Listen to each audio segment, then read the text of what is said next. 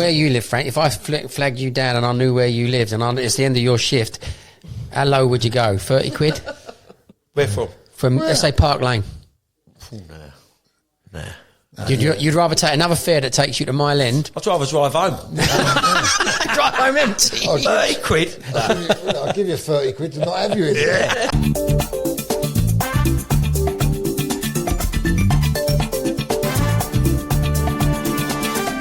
Taxi! Thank you for supporting our channel. Thank you for supporting Wizan. Please like, subscribe, comment, and hit the notification bell for any future videos. What's that? £720 for the year? Yeah. Is it?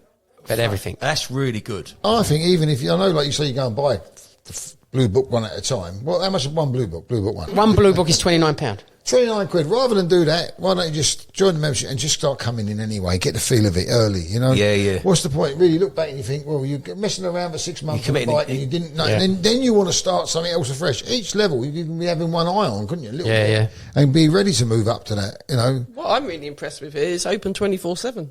Yeah. That's incredible. He's available 24/7. I've heard. Yeah. I am. Unfortunately. No, but it's good because like people on shifts, they finish a night shift and they come straight here and study. Yeah, both Yeah, I've good. done it was on shift. Brilliant. Aircon, heating. See, the biggest expense of running a school is manning it. And once the concept of like the gym's doing where you're not manning it 24 hours a day. Yeah. And the other thing is the trust in our industry, we're all being checked by the police to even apply. So there's anybody steals anything from here, that would be a disaster for the knowledge. So you kind of got an inbuilt trust factor. Fiona's here twice a week, but if you had to pay someone to be here, you're looking at 30 or 40 grand a year to have it staffed. And that's the biggest expense. Once you can remove that and I'm accessible outside of that, it becomes viable. That's what I kind of figured out before. I didn't want to be here all the time. It's too much. I mean, it was hard when I was on the knowledge, seeing, you know, you having your staff there. Yeah. There's Sam, you, Fiona. I can't believe Fiona's still here. Fiona's my rock. Yeah. What days does Fiona do? Tuesdays and Thursdays. So between 10 and 2, you can come in and see Fiona to collect things. Yeah. Other than that, I'm here most of the time when I'm doing other things, but we've got classes are back on now. So we've got classes running again. And other than that, I'm always available through WhatsApp, or I'm here and you can come in and see me. If I'm here, you can make an appointment to be here. But you can't have someone here all the time working. It's just not viable. To be fair, it's a bit of a distraction as well. I mean, you know, when you know what you're doing, just turn up and use the resources. That's the thing. That. Meet up with your partner. Yeah. Get the job done. Get in, get out. One of my biggest things about the knowledge is you can't teach someone the knowledge. You can only show them how it's done, and they have to do it. The knowledge is done. Yeah. I can teach you, yes, that you can't turn left at the moment in the Charing Cross Road from Shaftesbury Avenue. Yes, that's a little minuscule thing. But you are the one at the table. I compare it to snooker. You know, I would tell you how to play snooker, but unless you're the one on the table hitting the balls every day for thousands of times, that's it. I'll say it to anyone. It's not about it's a test of a commitment to yourself. That's what I think the knowledge is. It's how much you can commit to something. Yeah. People go like, "Oh, I'm not calling me Blue Book. I'm not doing this." Well, that's down to you, innit? Oh no, yeah. You know, you've been showed how the method is. You just got to stick with it. Yeah. And do it. You think what's here? How someone wouldn't come and use this? That's beautiful. Lovely new facility. Why wouldn't you come here and sit here, peace and quiet, turn your I phone think off? it's amazing. I mean, I've always said there's no easy way to do the knowledge other than the hard way. Just put your head down, get to school, and get on with it. And to have all this to help you, it's just it's brilliant. £60 a month. Really good, thank you. Suzanne, you're with the LTDA, aren't you? Yes, I am. And is this the right way to say this? What's your role? My role as an LTDA rep? Yeah. Or my role as a knowledge? Within the LTDA, what do you do for the LTDA? Okay, so I do quite a few things. So my main role is I'm the Heathrow rep. So I'm there to support drivers at Heathrow. Senior rep. Not the senior rep. And then the other thing which I do, which I'm involved with heavily at the moment, is I support all knowledge students as much as possible. Yeah. So that could be anything from assisting with their licensing, taking phone calls, getting students off PCNs. It's anything other than legal fees. But that's a big thing. And she works tirelessly for the LTDA. I can vouch for that. I'm not just blowing the trumpet, but no, she does work. Whenever you work in that environment, you sort of, you've got a job and you just stick with it and work hard. So she do support the knowledge students really well. I really feel passionate about the knowledge students.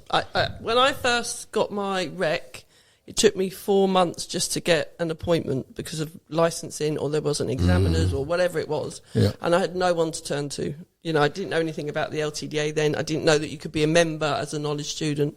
So when I got my badge and I got involved with the LTA, I thought I've got to get involved with this, because I wouldn't want any student to go through that. You know, you spend all that time on the knowledge, you're lacking, you could be earning money, and the only reason that you can't get out there is through, I don't know, licensing or paperwork or something trivial. Yeah. So I now really want to support the knowledge students as much. So if there's someone watching now, do they join the LTDA? Are they a knowledge student or what? 100%. I mean, anyone that doesn't would be mad not to. It's a no-brainer. It's because it's free. They're called an associate member, and it's completely free. The only thing we can't help with is legal fees. However, we have helped a few for whatever reason that we can, that's not going to be too costly. For example, there was a knowledge student that had a board on the front, which everyone knowledge students got. Fantastic story. And he came to me and he had got an NIP from a police officer, stopped him, pulled him over, said it was to do with not being able to see properly, which all students have got the board. It wasn't particularly wide, the board, it was just a normal board. And then we went to speak to Anthony Street. He's one of the executives at the LTDA. He was brilliant. He called up the police and we managed to get the allegation or NIP dropped. What is an NIP, for those who don't know? So a notice of intended prosecution.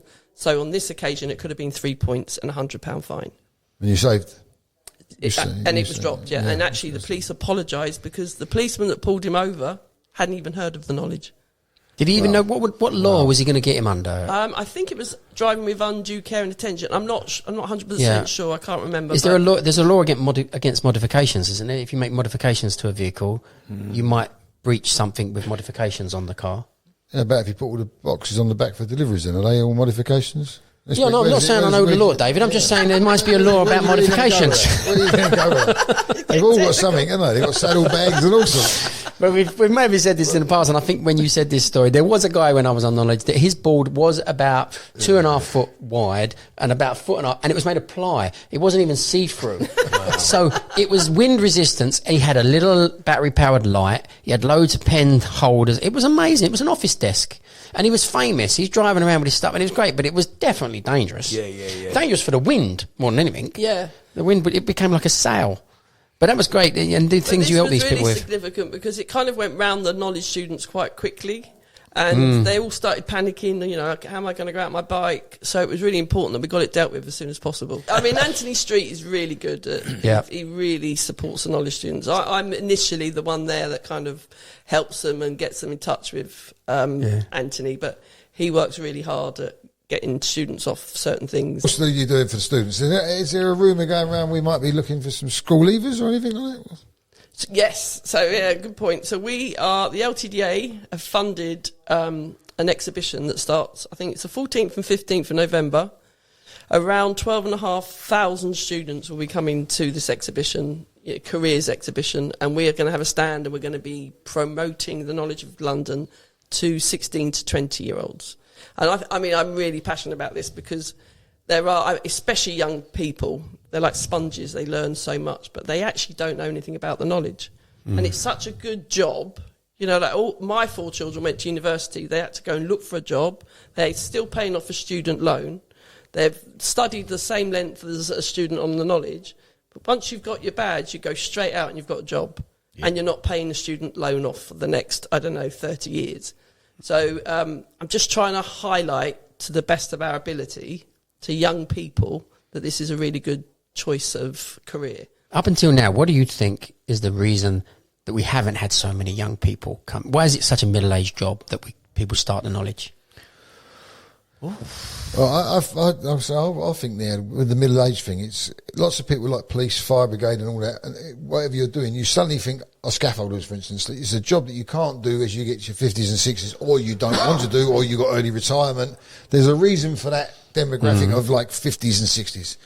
You know, if you get to 50, like me, when I was getting late 40s, I could see ahead that I didn't want to be an HGV driver. I weren't driving Arctics in my 60s, and I made a plan then to switch over to black cabs, and there's lots of that. So that's it's not that we target them, or it's just lots of people see it as a change in career.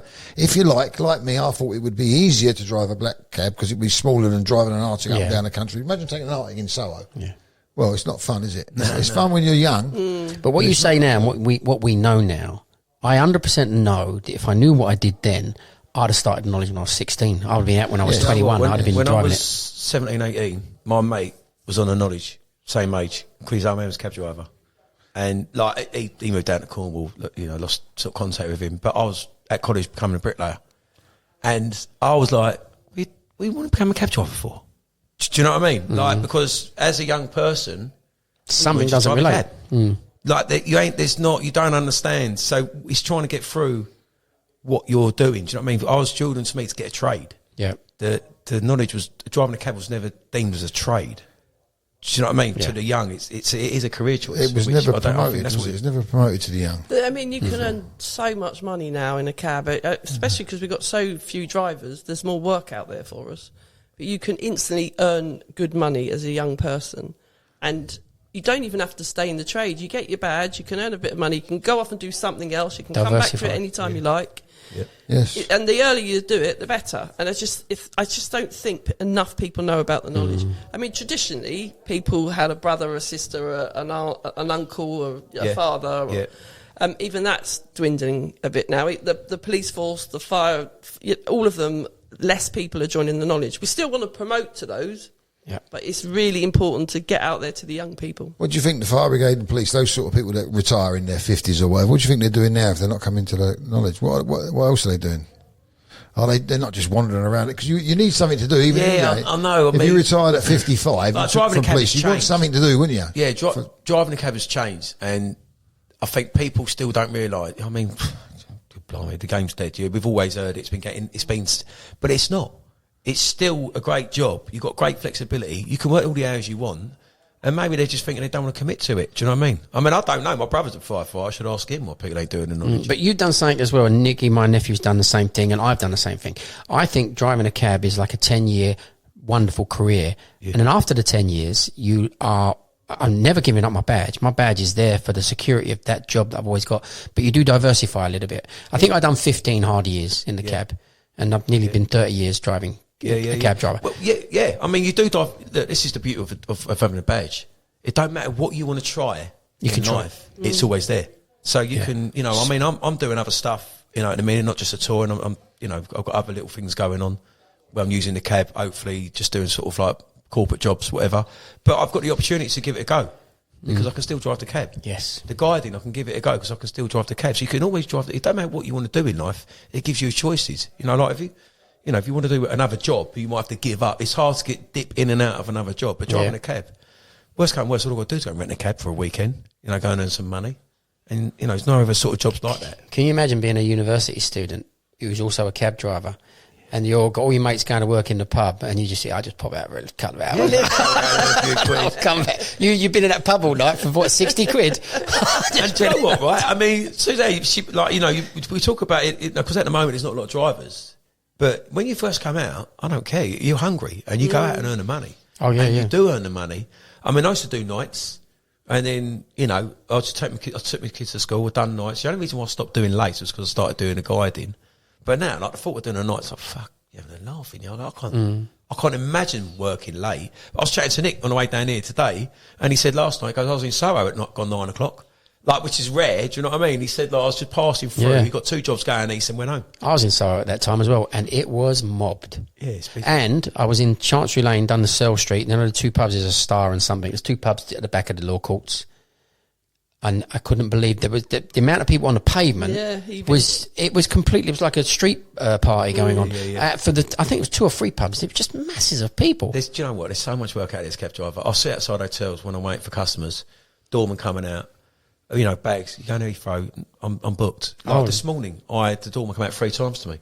Don't you put a name board up to stop that? Nah, don't put a name, that's cheap. Stop and keep asking you. No, I would do, but I'm out, clean, because they might come out early. But yeah, I don't put a name board up. But every hotel I'm outside, there's always, yesterday, I was outside the Dorchester, picking up at 10 o'clock. I mean, for the half hour, 45 minutes I was outside, there weren't a cab there. They were constantly trying to flag it down Park Lane. If you had a name board, what would you call it? Frank's Tours, or whatever it's called. Get a name board, mate. Add that on there. But I work for other companies. I mean, Like, you know, just get with it. They're not. Yeah, no. I mean, some people do. I don't. You know, because what it is, I'm normally nowadays you contact them on the phone. I'm outside. I get there early. You'll be other tourists outside the hotels will see that, won't they? Yeah, and go, what does he do? How much? You got a card? You got a price list? Maybe I've got too much work coming in. I'm not chasing it. Yeah, he has got a lot of work. There's never too much work. Don't you worry about that. But you have sort of digressed us into sort of what would be one of the subjects we wanted to talk about, which is the set fares to Heathrow palaver. Oh, yeah. Where do you fall on that? Do you ever work at the airport, Frank? Yeah, well, yeah. Because I live west. I've always started there every day. And then work town. That's traditionally how I work the cab. You get one fare a day coming out the airport every day. Yeah, and then I'd work town. That's how. And then, like, if I went out Reading or something, if I was passing back past the airport, I'd dip in. Yeah. And try and get another one. But that's traditionally how I used to work the cab. And your thoughts on fixed fares? Well, look, the meter's there, innit? I mean, look, I don't really drive the cab that much anymore, so I don't feel I can have too much of a comment on it. But personally, I think the meter's there for a reason. Do you know what I mean? Like, whatever anyone else, you know, I'm not going to bang the drum about it because I can't be that too opinionated about it. But I do think when the meter's there for a reason. Because if you start getting in set fares, you've got to start looking at times. Do you know what I mean? You know, traffic, all of that sort of stuff. Do you know what I mean? Mm. If I'm going out the airport when it's banged out with traffic, it's going to take me 8 to get out there. The meter's running, the meter's running. I mean, I ain't going to go out much. So that's the negatives. Anyway. That's the negative. What's the pros? What about set fares? Mm-hmm. I suppose customers know what they're paying. But look, if you're a cab driver and you've got a punter who's unsure, all right, fair enough. You're talking about before the customer comes to you, if they got set fare, they can go, oh, that's how much it cost, right? But no one's doing set fares really in a minute, are they? I mean, I don't know. It's just a conversation we see on there that people are talking about, and they're talking about whether it be viable. They do it in New York and Paris, don't they, and Rome. Well, I mean, like they don't do the knowledge in New York. They don't do the knowledge in Paris. Yeah, for me, exactly. I've done the hard work. I don't like, and I work by the meter. TfL set that. I'm happy to say to the customers, look, you know, that's what they said. I know why it's set for what it is because I've got to pay insurance, got to pay this. You know, the cabs ain't cheap. You know, you can earn money as long as you go and do a bit. I don't expect it to cost nothing. But then why have I got to start dropping down my set fares? I understand about advertising it to the customers, yeah. I don't want to say get enough work out going out there anyway, but we've always be looking to attract more customers. How many customers will it attract more than what we've already got? Do you know what I mean? Like there's a massive amount of business that goes out to the airport, and we get a chunk of that. How much of that are we going to guarantee by advertising set fares? Do you know what I mean? We're competing with Heathrow Express, Elizabeth Line. You know, we start getting into a pricing war with them. Like our meters are meter. Do you know what I mean? If we start doing set fares, we could potentially start getting into a pricing war. Mm. And then, you know, then where do we stand? It's harder to go back then. You potentially do it anyway. I mean, if a customer, the other way, if you're at Heathrow and you're taking a fare and a customer comes up and asks for a price, if you want to keep that customer, you can, or, you know, you can say it's going to be about this much. I can do it for this much. It's up to the driver. Well, I mean, but I think what Dave's probably you're about advertising set fares to get people to us. It's what we've seen on there. It's not me saying it. Yeah. I mean, no. But like to advertise set fares, I think you know you might be opening a can of worms you don't want to open. Look, I tell people all the time, it'll probably be that. Or look, I'll tell you what. I'll run the meter. If it goes any more than that, I'm only going to charge you that. I mean, how many times have we all done that? Going out there, all cap it. Yeah, cap it. I mean, I've done it loads of times. Do you know what I mean? Especially if it's a job you want. I mean, I live 10 minutes from Heathrow Airport. I mean, I've done Heathrow, not like, I ain't, you know, mugging myself off because I still got to go past my house to get home. Mm. But I've done Heathrow at some pretty decent jobs. And the traffic nowadays is so much worse. You know, it's not fair all on the driver. Yeah. You know, where it used to take you maybe 40 minutes to get to Chiswick or Chiswick to Heathrow, 40 minutes, you're talking maybe an hour and 15 now. And at the same time, that's the driver's time, isn't it? That's costing them. Their expenses are going through the roof with the cab and the meter and everything else is going up. And then to reduce our prices en masse, that's going to affect everyone. So I'm not sure that I agree with it. I think the meter is definitely the way to go. Yeah, I think what it is as well, once you do set up, it's once you put something down formal, you've put everyone else in that. Do you know what I mean? Like a driver can say, look, I'll do this, I'll do that. But once you make it permanent, it's permanent. It's permanent. And then that is hard to step back out of. I mean, I think, you know, it's a whole debate, but this is why we've got a meter. This is why we've got a meter. We've got a meter for a reason. So, yeah, but the idea has come out now. So there's obviously a pro lobby for this idea that think in some way it works. The only aspect I can see personally thinking about it from a customs point of view is I know it's going to cost me 70 quid, 80 quid or whatever you've said it's going to cost me. My head can get around that. And well, we get to the quality of our customers. Look, a guy who buys $10,000 shoes and lobs is not going to be worrying about the meter.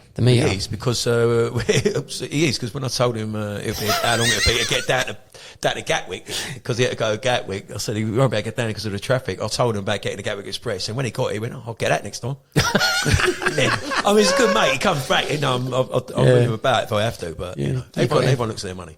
But, I mean, if an app wants to do that, that's fair enough. If apps want to do set pricing and drivers want to work for it, then that's, but it may suit some drivers who want to get back out. They work at the airport and there's a job going back out.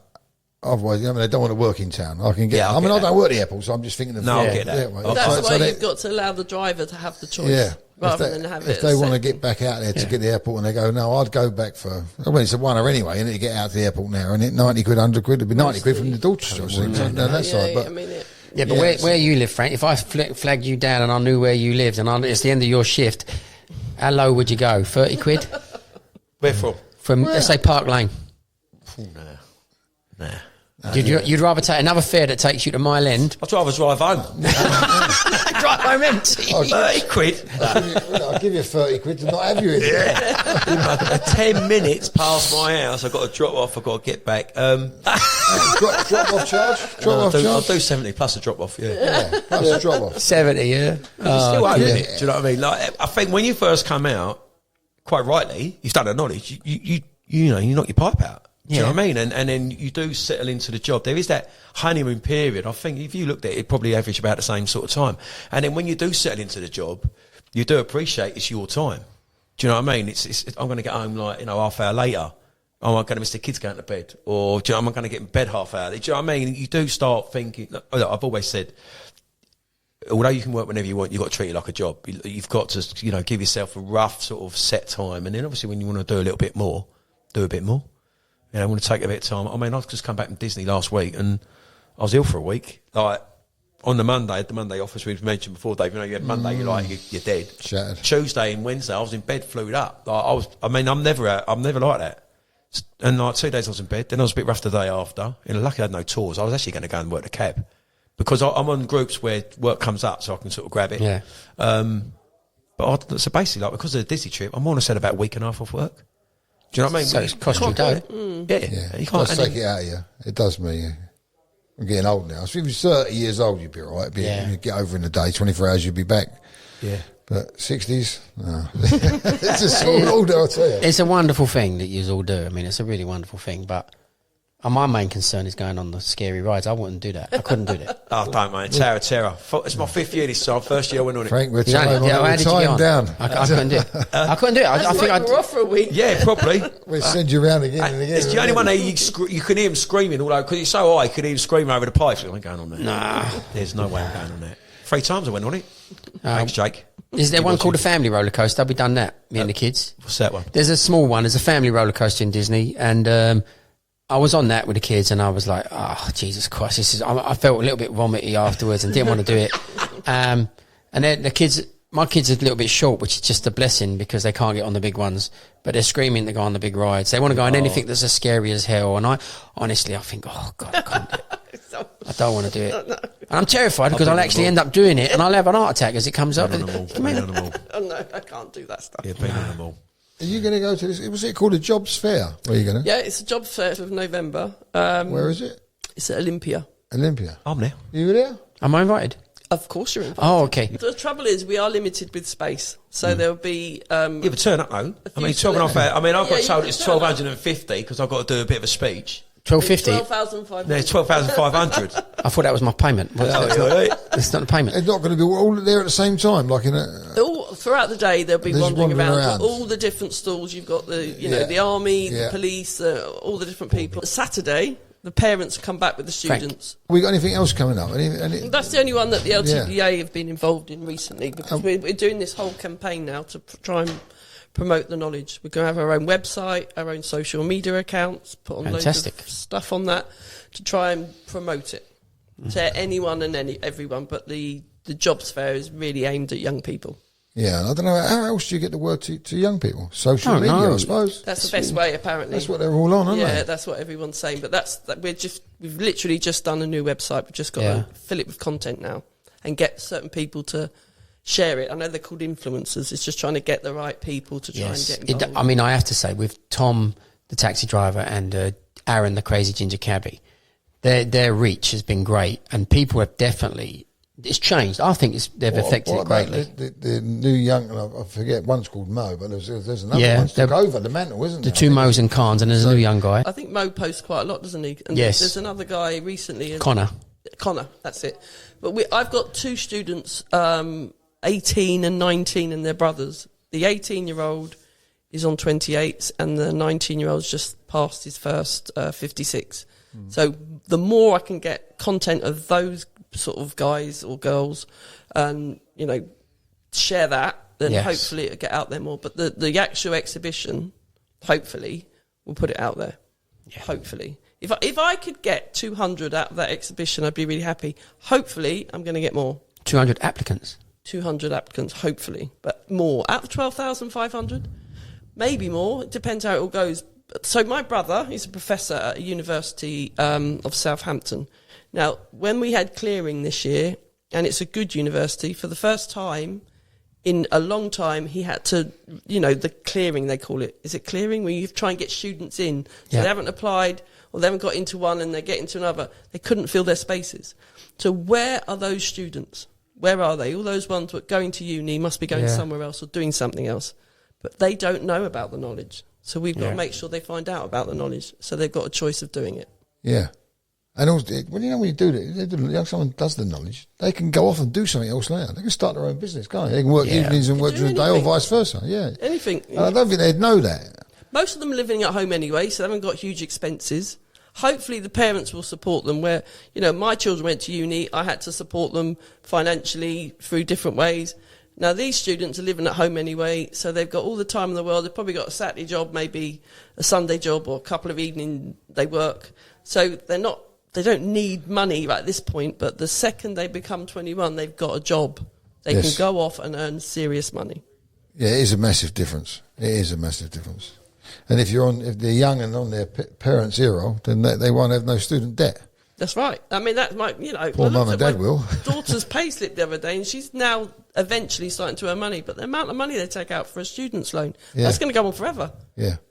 Well, I think it depends when you got out there. Only goes on to a certain age. Mate, if you got out, recently it goes on a bit longer, but I think it went on till I was 40 and then it's wiped off. But it may have changed. Different ages, different levels, I think. The more you earn, the more they take. Yes. So the better you do, the more they take.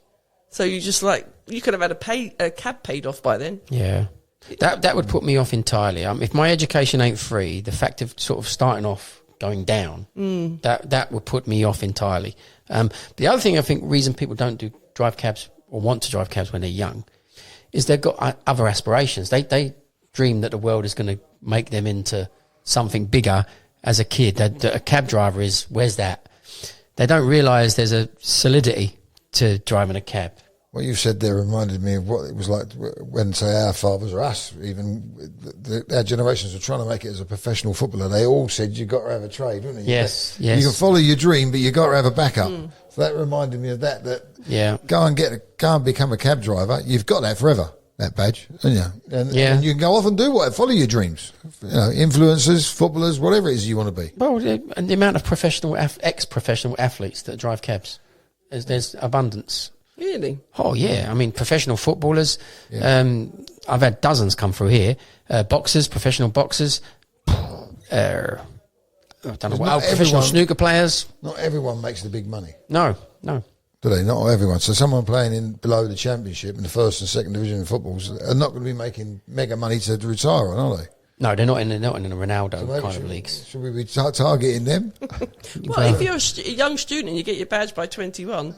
Like you said before, you go off and work a couple of days or the weekend and then follow your dream. Become an athlete, become a footballer, become a snooker player.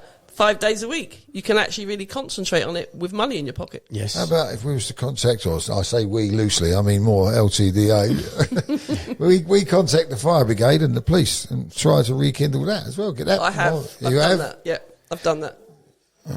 I would have said council workers, but I don't think council workers have got a day's work in them, have they? No. To be able to study anything. They need a backhander as well. Or a right-hander from you, Dave.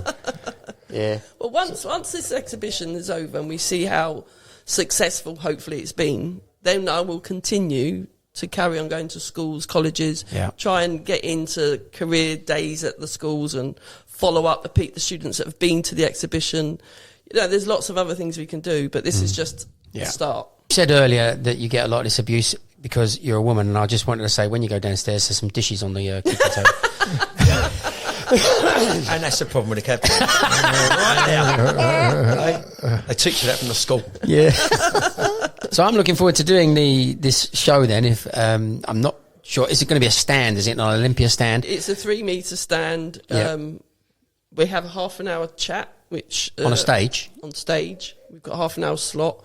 And then the stand has just got little bits of promotion, but it's mainly just coming along, seeing what we've got, talking to students individually, explaining what the knowledge is, how they can become a taxi driver, what it's involved. Just process and promoting it. To a young student, they think, wow, freedom. Yeah. I want to leave home, I want to buy me a house. To me, that's freedom is the best thing you can say to a young person. So, you explain what that freedom means. I think as well, another plus to our trade is, and a lot of people moan about the price of the taxi. That's fine. The taxi is expensive. But I don't know of many other businesses that you can start that would require less investment.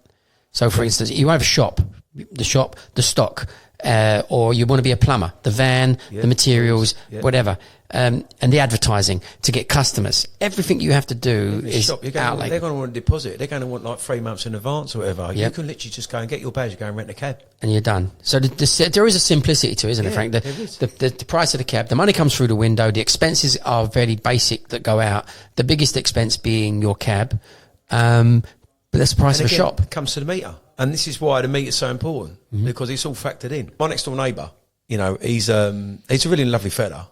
And he struggles, and he's got no one to keep. Do you know what I mean? He's bought his flat next door, and he just works. And I even let him, charge on my charger. I was charging him. Oh yeah, charging him. Not that kind. You know what I mean? He's a PHV driver. PHV driver. This is the point with people. There's kind of a laziness to people, really. Yeah. If you've got no one to keep, he's living on his own. Yeah, but he could. But the thing is, he couldn't even keep up with the amount of money that providers were taking off of him. He's struggling. He's working all the hours. This is why I let him charge, because he used to charge over at Tesco's. He had to wait for a charger.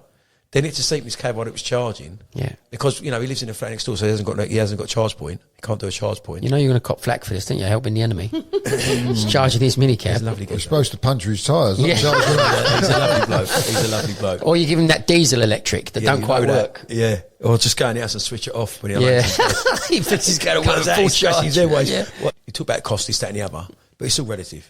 Yeah. So if you work hard, you learn money. It's as simple as that. Yeah. Treat it like a job, work hard, and you learn your money. But what about the short-sightedness of a lot of people where I'm putting myself in this same guy's situation? Quit what I'm doing or do it very little. Focus and do the knowledge. Yeah. And 2-3 years down the line, the world changes. Yeah. But the short-sightedness is I'll rather keep living day to day, finding my way through. It's like, wow. So why you do the knowledge? He's like, because I don't want to be doing this, I'm not going to be doing this. I mean, he's a nice bloke. How old is he, quite sensible, do you know what I mean? Because he had a council flat and he bought that, so he knows what he's doing. But, he's just... How old is he? Huh? How old? He's younger than me, so cool. Must be in his early 20s. No, I think it must be like late 30s now. It must be late 30s. I'm missing these quick jokes. Yeah. The biggest thing that's wrong with trade, is the infighting. Do you know what I mean? And it starts from the knowledge. Yeah. Even when I was on it, he told me to do knowledge point, don't be doing with his hand. Do you know what I mean? Like, who cares? Just get on. Just do what you got to do. I've got a big thing with people saying the game's dead. What right have you got to tell someone not to train for something? Yeah. What gives you the right? Because you're in that trade already? It don't give you no right. You don't know the person's circumstances. Yeah. Do you know what I mean? The game's dead one, Frank, is a classic. I mean, yeah, but exactly, the game's dead. But what gives you a right? You ain't got a right to talk to people like that. No. Do you know what I mean? And you don't know what's going on in their lives. You don't know what hardship they come through to get where they are. If they're allowed to be licensed and they've got the ability to do the knowledge, let them do it. Yeah. Do you know what I mean? If the job ain't for them. I mean, we all know of someone who's done the knowledge and ain't driving a cab no more because they've realised it ain't for them. Yeah. Do you know what I mean? For whatever reason, but that's fine. But well, we have 2 catchphrases, and it just going again to the promotion of the knowledge. The game's dead catchphrase is maybe 70, 80 years old. Yeah. And just repeats itself. Yeah. And that is not a good catchphrase for us to have for our trade. The other one's be lucky. So game's dead and be lucky. Yeah. If we'd have had sort of like some positive catchphrase, opposite to game's dead. Yeah. Freedom starts here. Yeah. From my experience, a lot of misogynistic men. Yeah. Them dishes ain't been done yet, Susan. I mean, they've been down an hour. Cut that bit straight out. Leave them Don't let her have a voice. Just keep her in a corner. We can edit it out and put the word woman in here. Yeah. But it's full of egos and like, even starting at schools. I mean, I'm a trade org. I'm open-minded. I want to hear everyone's opinion. I want to be part of the bigger picture. But a couple of personalities, and I'm bigger than you. I'm better than you. Mm. It's all about. That's usually what it comes down to. Whether it starts at the knowledge or through the cab trade. Yeah. When I first started, not knowing anyone in the trade at all. I mean, literally, I got a moped off my brother's mate because I heard a bricklayer talking about the knowledge about 10 years before, whatever. And then I got a chance to this geezer in Shepherd's Bush, and he was a private hire driver. Now looking back, he was basically a private hire driver, and he was going, "Oh yeah, he's doing the knowledge. Oh, Yes, his school. They give you like runs." I was like, "What do you mean runs? Like they give you a book, and it's got the runs you learn." He explained to me what the knowledge was. I didn't have a clue. Mm. And then he went, and he mentioned Dean's school. He went, "There's one in Watts Grove. Like this is the address." I went, "Oh yeah, do you know what? I'm going to go and get a book." Right? And he goes, "What are you going this weekend?" I went, "Yeah." He went, "Well, here's a school. Get me one." So basically, he wanted me to get him a book, right? It's in Shepherd's Bush. So I got him a book. I went to Knowledge Point and I went to Dean. I went to both schools. I actually bought Knowledge Point first book. And when I went to Knowledge Point, he spent about 15 minutes telling me that Wizam was the wrong method. And now, for someone who's totally open-minded, and then I went to see Dean. Dean went, "Look, you can do Knowledge Point, you can do my point. We both stayed 2.5 years. I've just got a different way of doing it." And that was it. And I thought, well, that's why... do you know what I mean? But again, it's that faction, isn't it? Mm-hmm. It's that, you want to be in my camp. If you're going to be in that camp, you can't be in my camp. Why are we like that? Do you know what I mean? But why are we like that? Mm. And even now, you've got drivers going, "I don't work the apps." Yeah. What are you giving the apps money for? It's just another way of, I've got a business. If I've got it's a little bit football support mentality, isn't it? It is. I mean, but the thing is, you're never going to get rid of it. So I'm adamant, you're not going to get rid of that. So if you take your focus away from trying to deal with the divide, because you're wasting your energy, just do whatever you can do outside of that. Do you know what I mean? Which I do, and I know Suzanne does. I don't focus too much on the divide within the trade, but that is the biggest problem within this trade. Yes. It ain't the cost of the taxi. It ain't how tough the knowledge is. It ain't the private hire drivers, the 120,000 vehicles. It's the divide. That is the big, but, it's one of them things. But the divide is the thing that's stopping us from going. I mean, I spoke about it earlier. The amount of stuff I've been through from other organisations because they just don't agree, because it's almost jealousy. The LTDA are the biggest org. I can't help that. I chose to be in that org. But if they stop behaving that way, because it is bullying. It's bullying. Listen, I'm going to just say thank you for coming. It's lovely having you again, Frank O'Byrne. Fuck it. It only took me like 20 years to get it right, eh? And Suzanne Sullivan, our Irish contingent, fake English people. Me and you, Dave, with the tons at the end. Tons. T-O-N. Means what, Dave? On the river, on the settlement or village.